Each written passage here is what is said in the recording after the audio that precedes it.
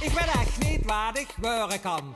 Tandarts, politie, brandweerman. Zoveel dingen kent ze doen. Rapper, voetballer of kloon. In Jippe's topjobbers, dus de spannende beroepen. Misschien zit er wel gat voor dichtbij. Kijk maar naar Jippe Tippe topjobbers.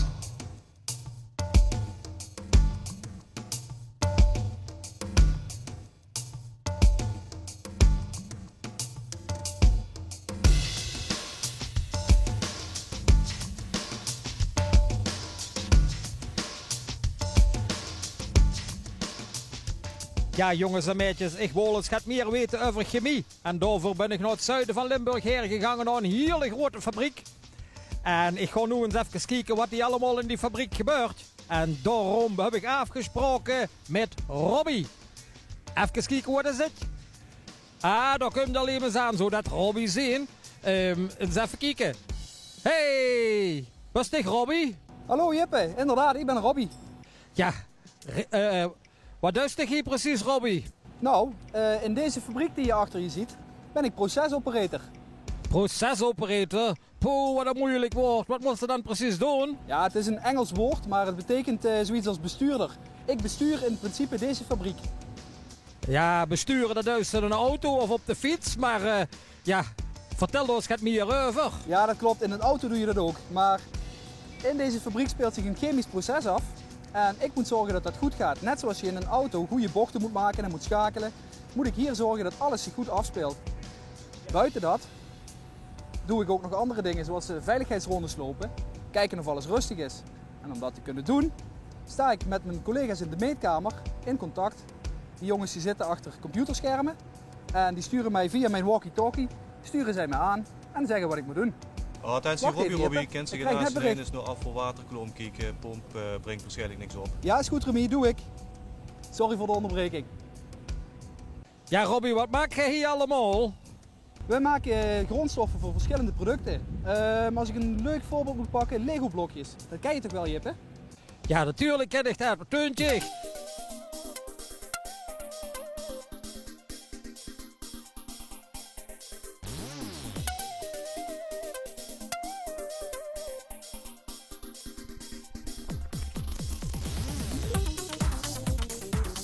Ja, we zijn ons er even bij gaan zitten. Maar Robbie, waar zijn we eigenlijk terechtgekomen?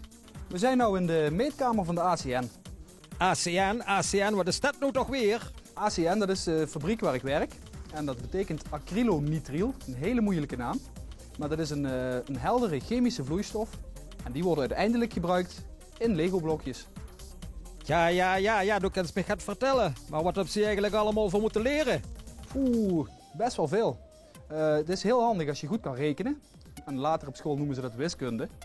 Het zou heel fijn zijn als je dat weet van natuurkunde, scheikunde, dus proefjes doen in een laboratorium. Het is heel handig als je daar iets van weet. En de opleiding waar ik nu mee bezig ben, die heet VAPRO B. En dat is procestechniek.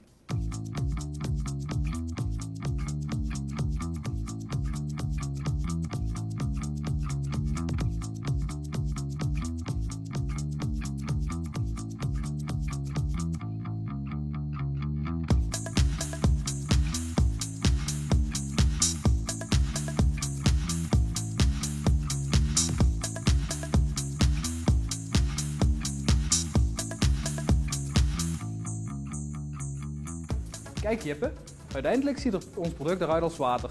Maar dit mag je niet drinken. Er gaat een heel proces aan vooraf. We mengen gassen, net zoiets als wat thuis uit het gasfornuis komt. En dan doen we dat koelen, verwarmen en door een heel proces krijgen we deze vloeistof als eindproduct. Maar bijvoorbeeld zo'n Lego-blokje. Ja, die zijn er in zoveel verschillende kleuren. Dat klopt Jippe, maar we zijn dan ook nog lang niet klaar. Van ons uit wordt deze waterige vloeistof met een trein weggebracht naar onze klanten. En die maken er dadelijk plastic korreltjes van. Ik zal er een paar laten zien. En die plastic korreltjes, die maken ze met een kleurstof aan in allerhande kleuren. Oké, dan hebben we dus korreltjes, maar ja, dan hebben we nog lang geen Lego-blokjes. Nee, dat klopt Jippe. Maar als die korreltjes warm gemaakt worden door onze klanten, wordt het een soort van klei. En die klei die kunnen ze persen in een vorm. En dan krijg je bijvoorbeeld Lego-blokjes en Lego-poppetjes. Ja, maar ik zie nu nog veel meer liggen op tafel. Bijvoorbeeld in een jas of roze haar. Dat klopt. Dat roze haar, dat is bijvoorbeeld ook een toepassing van ons product. De plastic die van onze vloeistof gemaakt wordt, die kan geweven worden, gespind worden. En dan krijg je een vervanging voor wol. En daar maken ze bijvoorbeeld nep bontjassen van, of wintermutsen, of de kleren die we aan hebben.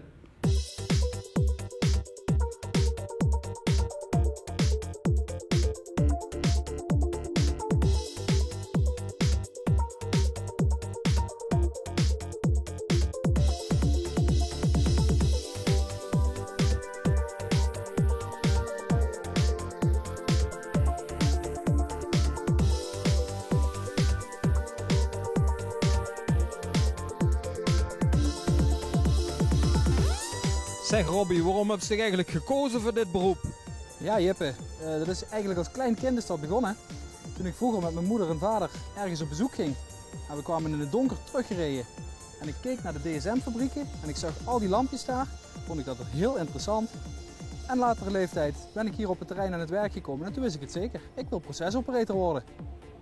Ja, maar zo werken in zo'n grote fabriek, is dat niet ontzettend saai? Nee Jippe, helemaal niet zelfs. We hebben niet alleen de ACN-fabriek die ik eerder heb laten zien, we hebben ook een paar andere fabrieken. Dus je kan in heel veel verschillende fabrieken kun je werken. Er zijn heel veel verschillende werkzaamheden. Je kan met je handen werken, je kan met je kopje werken. Het is gewoon heel interessant. Ja, maar als kinderen thuis, hè, als die ook geen procesoperator willen worden, is er wel werk voor in de toekomst? Daar is in de toekomst zeker werk voor, Jippe. Want je zag in de meetkamer dat er steeds meer computers gebruikt worden. Maar computers kunnen lang niet alles. Ze kunnen niet ruiken, horen, voelen of alles goed is. Er zullen altijd dingen gerepareerd moeten worden. Dus er is genoeg werk voor jonge procesoperators. Ja Robbie, hartstikke bedankt dat we hier mochten kijken. Maar ik weet nu heel zeker, ik ben ook later procesoperator. Oh ja, Jippe? Denk je dat je dat aan kan? Ja, ik kan al koffie zetten en dat is toch ook procesoperator of niet? Dat is in het kleine beetje wat wij hier allemaal doen in het groot. Dat klopt, Jippe. Ik ben echt niet wat ik worden kan. Tandarts, politie, brandweerman. Zoveel dingen kent ze doen. Rapper, voetballer of kloon.